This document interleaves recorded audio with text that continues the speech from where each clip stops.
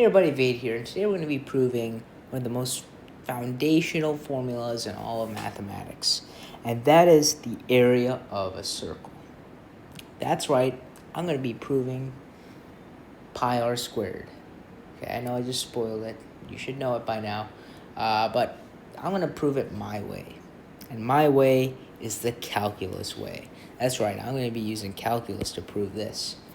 All right, so let's get started by drawing a circle. We're trying to find the area of this circle. So we want to draw a circle. I want it to be centered at the origin because we're going to use x squared plus y squared equals r squared. Come on. That's not a circle. Okay, one more try. Gotta be careful. Okay, that's good enough. So we have a circle here, centered at the origin. We can write the generalized expression, x squared plus y squared equals r squared, where r is our radius. I want to isolate y, so I'm going to do y squared equals to r squared minus x squared. So then we square root both sides. We get y equals to plus or minus the square root of r squared minus x squared. So now I kind of want to exploit some symmetry here. That just seems like a nice thing to do, especially since this plus or minus here indicates that this relationship is not a function, and we want to make it a function. We want to make it y as a function of x. So we can exploit some symmetry here because it's a circle. I want to take a fourth of the circle, okay? Because if we multiply this fourth of a circle by 4, we get the area of the circle. Hopefully that makes sense. So I'm going to focus on this portion here in the first quadrant. So first quadrant, that's positive y-axis, so we can immediately drop the plus or minus and just do it to a positive r squared minus x squared. Secondly, I only want 1/4. I don't want this entire guy right here. So how am I going to do it? I'm going to use some calculus. I'm going to use some integrals. So our area right now, right, we want 4 times, of course, a fourth of the circle here. We have an integral. We know that our integrand is going to be square root of r squared minus x squared, and we're integrating with respect to x because, why else would I isolate the y? I want it as y as a function of x. So our bounds here, okay, we're starting at 0, and we're going all the way up to r, right? We're going from 0 all the way to r, right? That'll give us area of this part of the circle. So where do we go from here? I really have no clue what to do here. But wait. This looks like a scenario where I could do some trig sub. What if I let x equal to r sine theta? Then dx will equal to r cosine theta d theta. Okay, let's see where this takes us. So remember, we're dealing with definite integration here. So if we're substituting for something in terms of theta, remember our bounds are in terms of x. This is x equals 0, and this is x equals r. So we want to get our bounds in terms of theta. So there are 2 ways we can do this. The first way is we can, of course, substitute this in for x. We can put x for 0 and solve for theta this way. Or we can put x in for r, solve for theta that way. You get what I mean. We can find our new bounds that way. Or we can kind of use common sense here if we're dealing in the world of theta. If we look back at our circle here, we know that this right here is the angle 0. Then this right here is the angle pi over 2. Won't our bounds just be from 0 to pi over 2? I mean, we're dealing with, polar coordinates now, right? 0, pi over 2, right? That works. Theta will be pi over 2 at at right here. And that's where we want it to be, because then we'll have exactly 1/4 of the circle. And we want 1/4 because then we can multiply that by 4, exploiting symmetry, and we'll get the area of the entire circle. So if we now do the substitution, and we're trying to we want our notation to be correct here. That's why I want our bounds in terms of theta. So we have 0 to pi over 2, and then we have the square root of r squared minus then x squared. Remember, x is now r sine theta.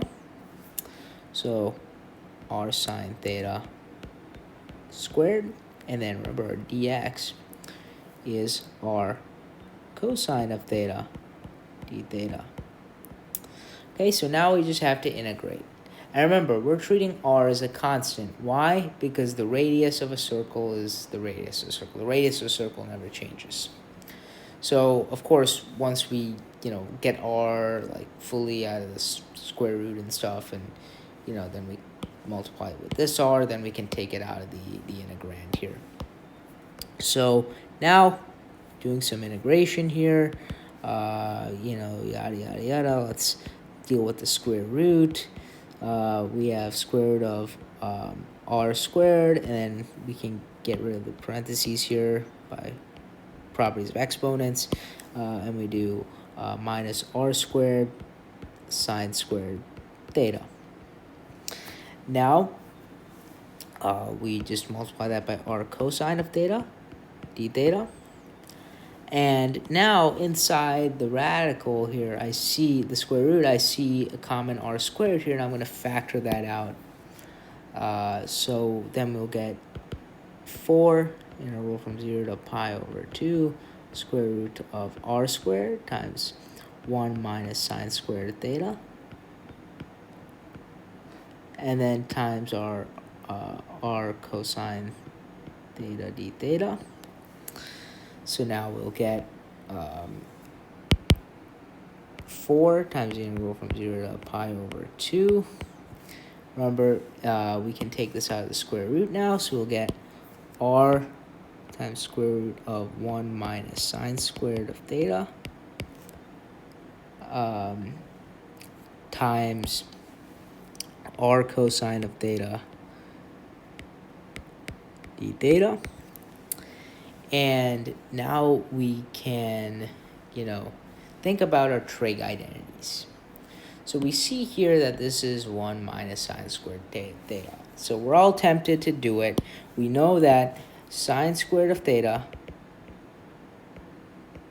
plus cosine squared of theta equals 1.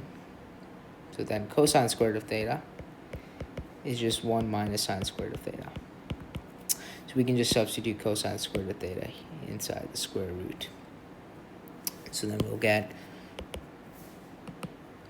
this equal to 4, integral from 0 to pi over 2 of r square root of cosine squared of theta times r cosine of theta d theta. Again, we can take this out of the square root here, so it will be 4, integral from 0 to pi over 2 of r squared times cosine squared of theta, right? Because square root of cosine squared of theta is cosine of theta, then times cosine theta, cosine squared of theta. And then this will be d theta. So then now we can finally take the r outside of the integrand, because r is a constant, right? The radius of the circle won't change. And we'll get 4r squared, integral from 0 to pi over 2 of cosine squared of theta d theta. So there's really two ways we can deal with this integral here. The first is integration by parts. We can do that. Or we can use our trig identity knowledge, more of our trig identities, right? So I didn't formally cover this identity, and I am going to formally cover it. But hopefully you maybe figure it out on your own, especially if you watched my deriving angle sum and difference formulas for sine and cosine. We can use this angle sum formula for cosine to actually derive the double angle formula for cosine of 2 theta. So if you do that, you'll get a result that will ultimately yield you to the result I'm about to provide, which is cosine of 2 theta equaling 2 cosine squared of theta minus 1. So why do we need this variation specifically? Well, we need this specific variation to isolate cosine squared of theta. And you're probably seeing where this is heading now, because once we isolate cosine squared of theta, we can do a u sub, right? So you see where this is going. So if we do that, then we'll just get, I just did it in my head here, but I'm just going to write it down. Cosine squared of theta equals 1/2 times 1 plus cosine of 2 theta. I'm pretty sure that checks out. We'll see at the end. So once we do that here, this will just be the same as, and let me do this here. This equals to 4r squared, and I'm going to worry about the bounds in just a second. I'm going to move the 1/2 out here anyway. 1 plus cosine of 2 theta d theta. So for our bounds, we're going to be doing u substitution here. And I'm going to let u equal to 2 theta. So then du equals to 2 d theta. So then d theta equals to du over 2. Great. So now we'll get then, actually no, I can put the bounds here. Sorry. When we do the u sub, then we change the bounds. So then 4r squared times 1/2. Then think about our bounds for just a second. 1 plus cosine of u times du over 2. And now for our bounds, remember, these are in terms of theta, and we have to get them in terms of u. So we plug in 0, we plug in pi over 2. We should get 0, and we should get pi. Okay? And I'm going to move this 1/2 out here, the du over 2. So I'm going to do 4r squared times 1/2 times 1/2 integral from 0 to pi of 1 plus cosine of u du. Okay? Hopefully that makes sense. And so now if we do this here, we have 4r squared. We're almost done, guys. Times 1/2. I'm going to keep it like this. I know it's a little ugly. Times, then if we do the integral here, we can do, this is u plus sine of u, right? Right, take the derivative. That will be 1 plus cosine of u. U sine of u from 0 to pi per evaluation bar right there. So now, I really hope this works out, by the way, guys. I'm not 100% confident my works. So then we'll have pi plus sine of pi minus 0 plus sine of 0. Sine of 0. Right? Okay. So now, this is where all the simplifying happens. We get 4r squared times 1/2 times 1/2 times pi plus sine of pi, which is 0, and then that minus 0. Minus, I don't know why I keep writing theta, it says 0. Minus 0, right? Because 0, 0 plus sine of 0, which is 0, which is 0. So yeah, minus 0. I could have just wrote nothing there. And so really the inside here would just be pi. So we're now left with 4r squared times 1/2 times 1/2 times pi, which is just 4r squared times 1/4 times pi. The 4's cancel, and we get pi r squared. So therefore, area equals pi r squared. Beautiful. Hopefully you enjoyed this. I think there are better ways to prove this, but this is my favorite.